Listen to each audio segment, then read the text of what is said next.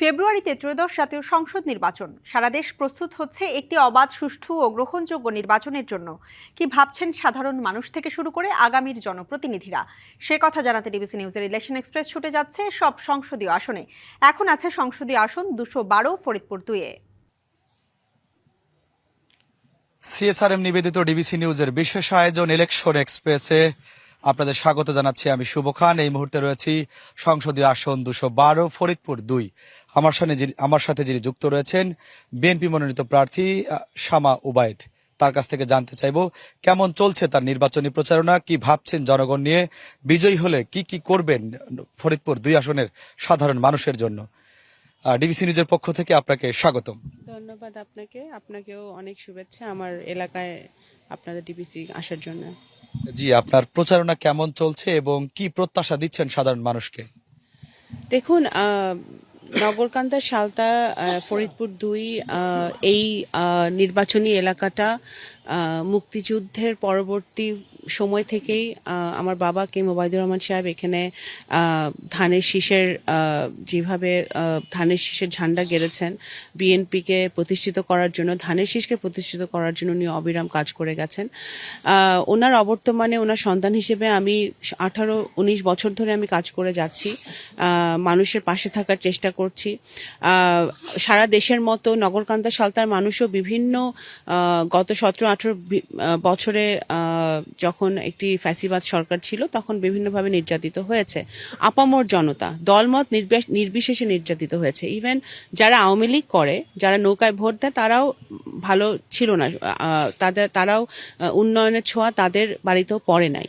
তো আমার যেটা ইচ্ছা যে অবশ্যই আমার বাবার রেখে যাওয়া কাজগুলো সমাপ্ত করা, ওনার আদর্শকে কন্টিনিউ করা।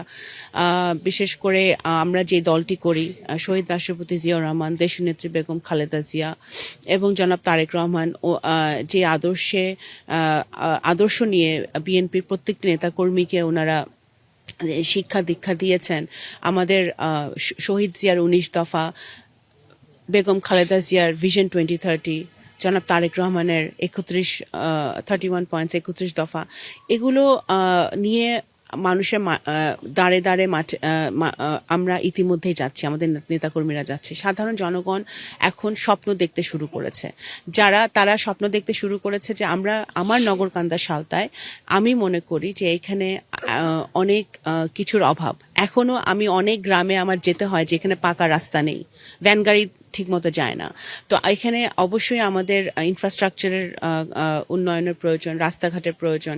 সবচেয়ে বড় কথা, শিক্ষার দিক দিয়ে বিচার করলে আমাদের বিশেষ করে সালতা উপজেলায়, আমাদের নগরকান্দা সালতার 2 উপজেলায় আমাদের আরও বেশি শিক্ষা প্রতিষ্ঠানের প্রয়োজন। আমাদের ছেলেমেয়েরা যেন আরও বেশি খুব সহজেই শিক্ষা পেতে পারে। প্রত্যেকের জন্য শিক্ষা নিশ্চিত করা, এবং আমাদের যারা নারীরা আছে, আমাদের মেয়েরা আছে, বোনরা আছে, তাদের জন্য শিক্ষা নিশ্চিত করা, এটা আমার একটা প্রায়োরিটি।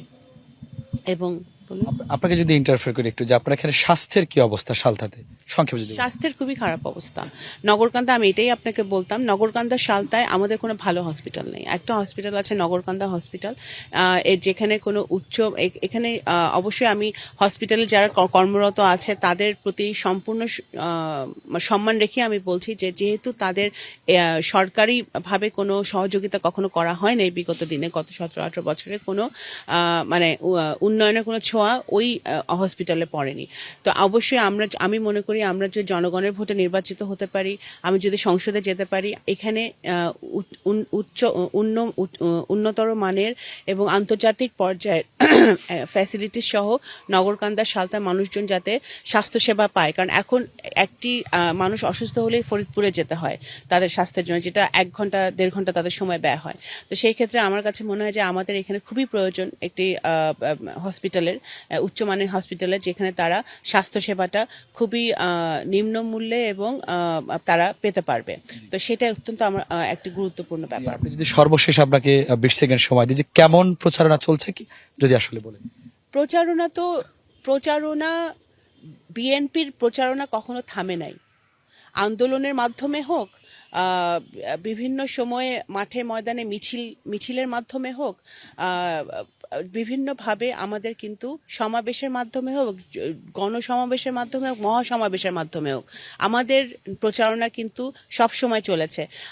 আমরা মনে করি যে নগরকান্দার সালতায় আপামর জনতা বাংলাদেশ জাতীয়তাবাদী দলের উপর বিশ্বাস আছে, KM ওবায়দুর রহমান সাহেবের উপর বিশ্বাস আছে, এবং আমি যতটুক সৎভাবে নিঃস্বার্থভাবে আমার সব কিছু দিয়ে মানুষের পাশে থাকার চেষ্টা করছি এবং করে যাব, আমি আশা করছি যে আমাদের জয় সুনিশ্চিত।